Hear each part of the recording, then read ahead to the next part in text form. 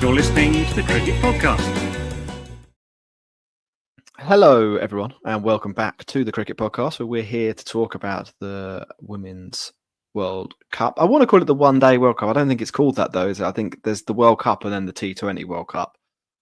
And then the World, the World Test Championship. The World Cup is 50 for now. It's been going on. It's been pretty good. A bit later on, we'll talk about West Indies v India. But Max, the Women's World Cup, have you prepared a summary, or would you like me to go through the main events of the last 7 days? I do not have a summary, but I do have a really badly forced segue if you'd like that. You do the segue, and then I will do the summary because I've watched all the games.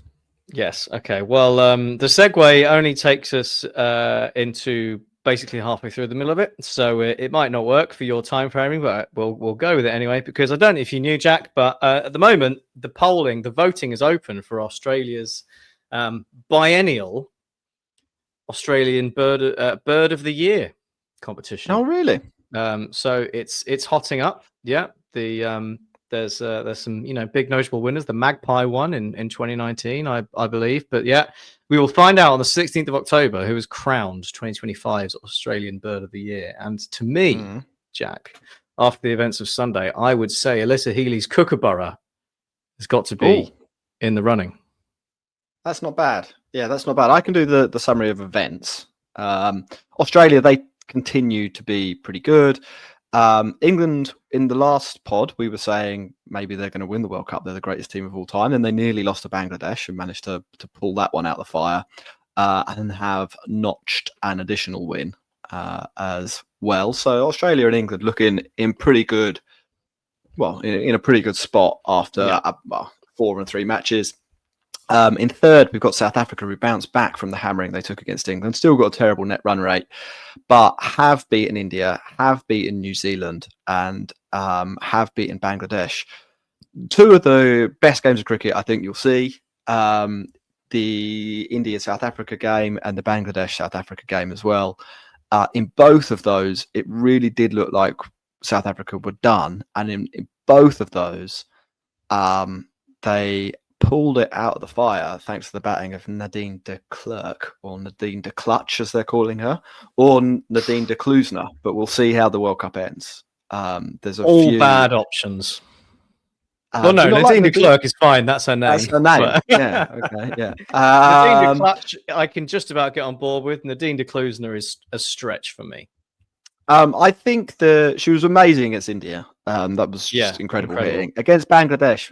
Bangladesh, man, this game, they should so easily have won this from the positions they found themselves in the last. I don't know. I want to say 18 balls of the match, though.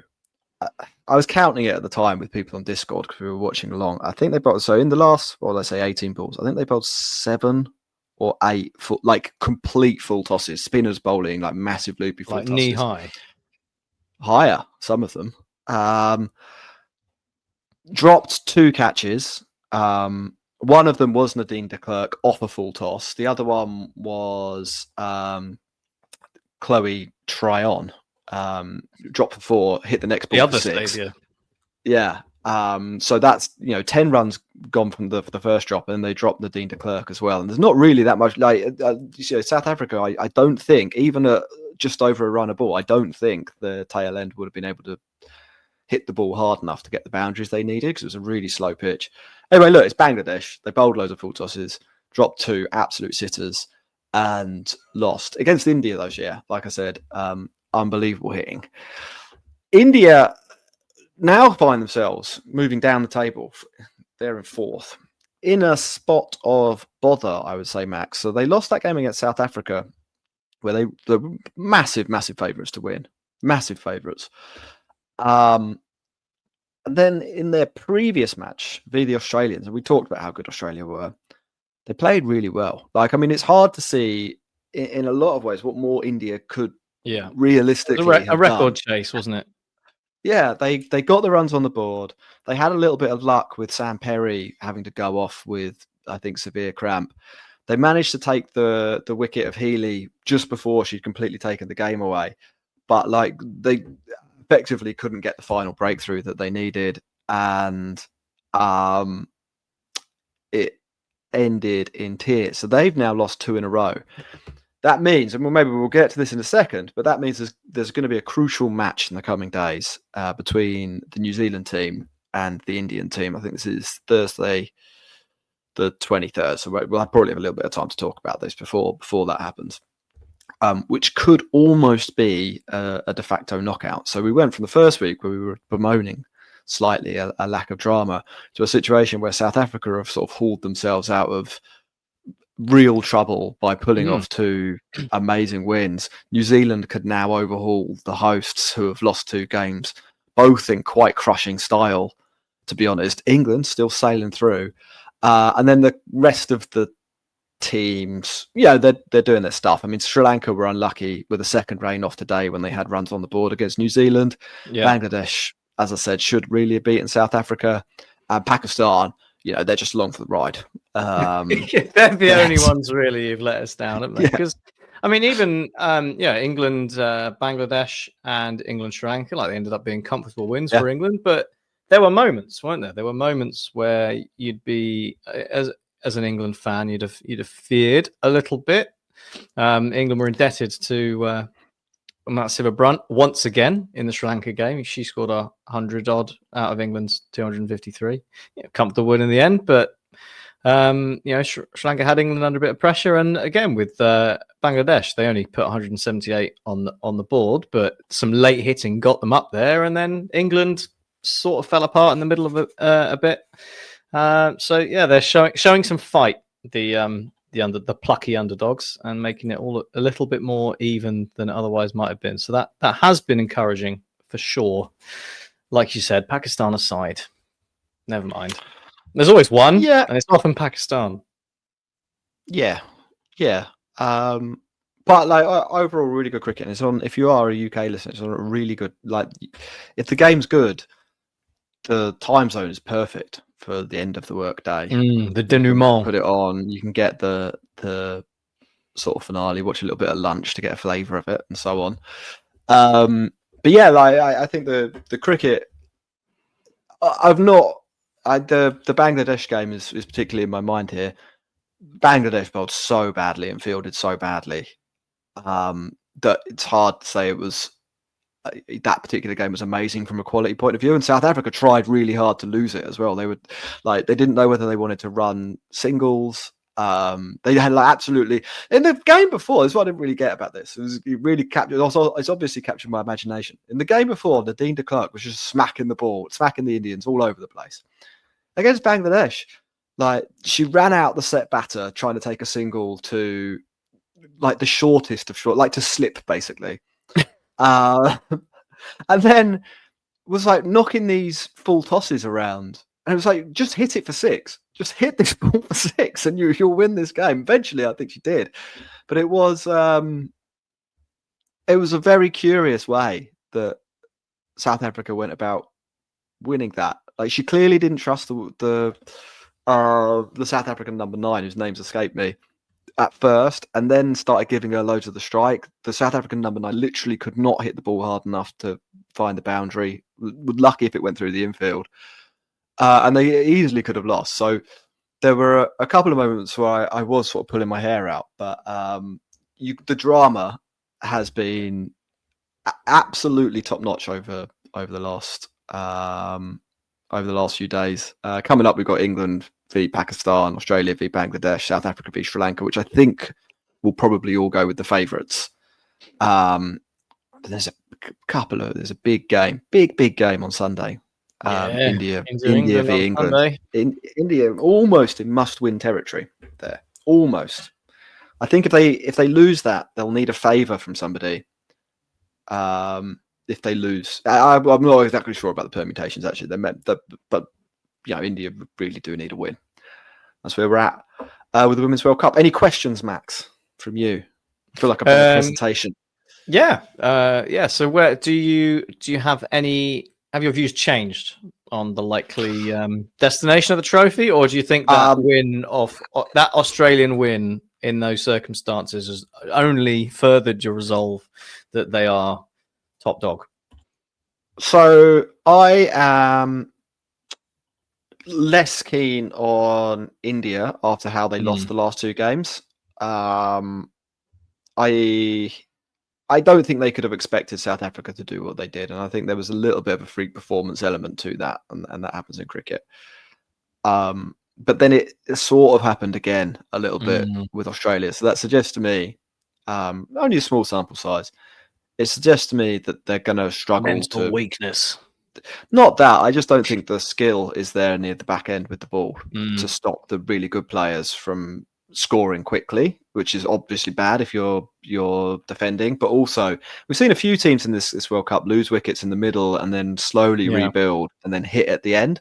And it doesn't look like India can sort of stop that happening if they're bowling first as well. So I think there's definitely a couple of weeks. I'm less hot on India from what I've seen. Probably about the same hot on England. I think we were talking about how still a bit flaky, aren't they? With the bat. A little bit flaky with the bat, but their bowling is probably elevated by the conditions they're in. Whereas I'm not sure, even though India are at home, I'm not sure that necessarily is the case. I mean, I'd rather have Sophie Ecclestone and Lindsay Smith probably than any of the Indian bowlers. I mean that Which you'd never say. You'd never normally say about India and England. But yeah, like I think Sophie Ecclestone's averaging helpful. 6 with the ball. Well, you know what I mean. Like it is true. Like she's tall and she bowls quite a lot quicker than most of the other spinners in this tournament, and that tends to, in Indian conditions, make you quite a threat if you're a left arm spin bowler. They are really good conditions for her to be bowling in, and I think that makes England a very dangerous opponent, and they're probably qualified basically now. So you know, there's I'm still the same hot on England. Australia though, like we said in the last one, it's really hard. Even if you've got Sophie Ecclestone and like Sophie Ecclestone light in Lindsay Smith, and you've got other spinners, you know, Capsey and Charlie Dean, looking at this from an English perspective, who also have been handy in this World Cup, it's really hard to see how one of the Australians doesn't get them eventually.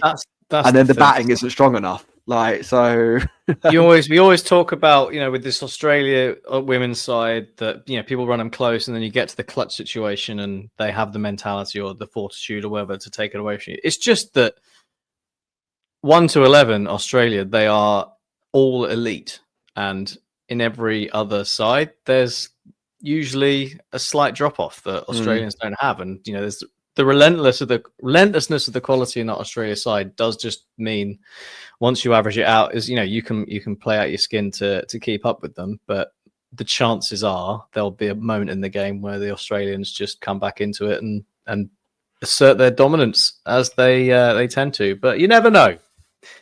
Like you said, like freak performances do happen, and we could see them. There's certainly been evidence of it. A lot of wickets for finger spinners, as you'd expect.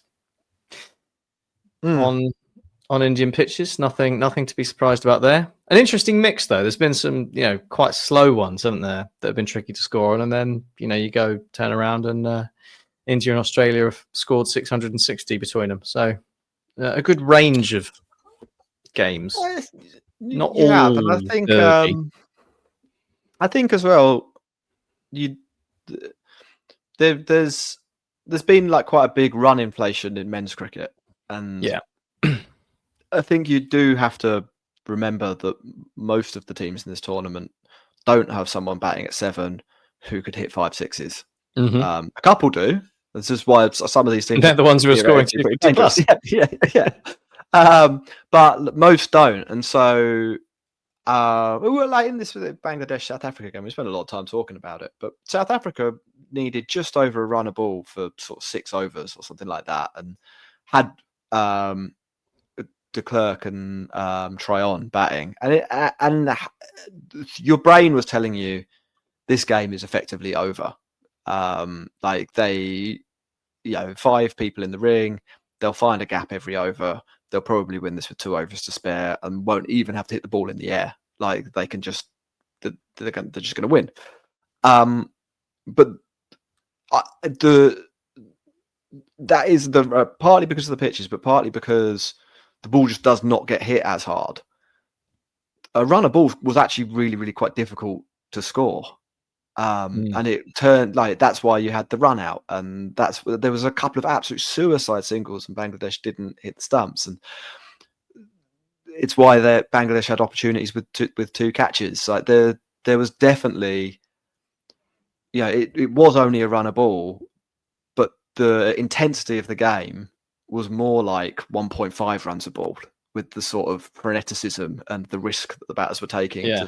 We've had what? It's hard 15, to score at that rate. 15 games and 3 scores of above 300. Yeah, exactly. Yeah. Other cricket, Max, we'll finish off with a little bit of India v West Indies. It was a pretty sorry display from West Indies in the first game. I don't think it was quite a record hammering, but it was a hammering. It looked like this one would probably go that way as well. India scored 518 runs in the first innings. Took them a little while. Scored For a 5 declared. For 5 declared. But played so well that Brian Lara, I think, what did Brian Lara say to Jaiswal? Like, stop being so good or something like that. There was some sort of like. Was that Brian Lara basically saying to Jaiswal, now if you have a chance to score 401, you're allowed to do it? So it looked like this would be a steamrolling. West Indies in response, 248. Not a great effort when the other team have scored 500 for 5. But they came back. Second innings, John Campbell gets a century. Shai Hope gets his first century for fucking ever. I think it was John Campbell's first ton ever. So it was Shai Hope's third in tests, but his first since that match at Headingley all those years ago. And really, is that the last time he scored a ton in tests? Wow. Yeah. And they managed to, get the score into a situation where you were like, maybe India are going to regret. Could happen. Yeah, the follow-on here. So they started 260 runs behind, 270 runs behind. At one point, Max, they are. Let me get this exactly right. 212 for 3. So the third wicket falls at 212. They're within range there of being like scores level with 8 wickets left. Yeah, it obviously doesn't quite transpire like that, and West Indies are a bit of an uneven batting lineup if we're kind of being kind to them. So once that breakthrough happened, it didn't take too long. Well, I mean, it took another 180 runs, but bearing in mind that they had a cushion already, it was kind of safely in India's hands from that point. But fair play West Indies, gave them a decent scare and picked up 3 wickets in the India chase. Well, they set a target of 120 odd. Like, yeah, is that another a fair effort? Another example of why enforcing the follow-on when you don't have to is kind of pointless. Yeah, probably was. I'm not sure. Let's have a look here. Yeah, I mean, West Indies were bowled out in only 80 overs in the first innings, so there were 3 days left when they chose not to enforce the follow-on, to enforce the follow-on. I don't want to call it hubristic or anything like that, because I think that the expectation was from everyone, not like it wasn't just the Indian think tank thinking. It was maybe a little bit everyone, hubris, but it was well-placed hubris.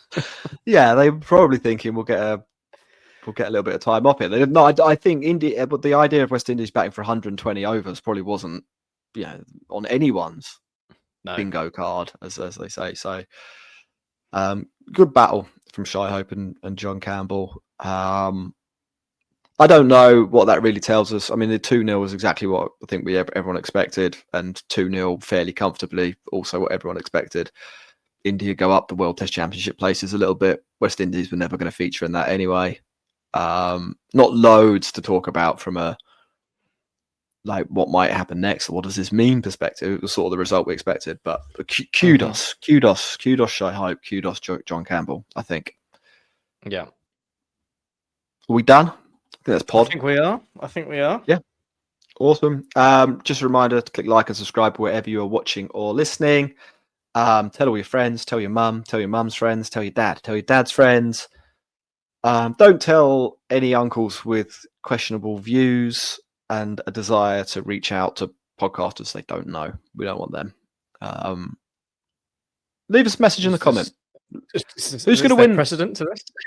Yeah, no. Well, I'm assuming that some of the people that message us are you just nipping it in the bud with questionable views. No, I think it would be good though if people let us know whether anyone can stop Australia in the Women's World Cup and how. Like, what's the answer? That would be a question that I would like to laxatives in the food. Crowdsource. Yeah, not a bad idea. It's maybe the best idea I've heard. That's it. Thanks very much for listening.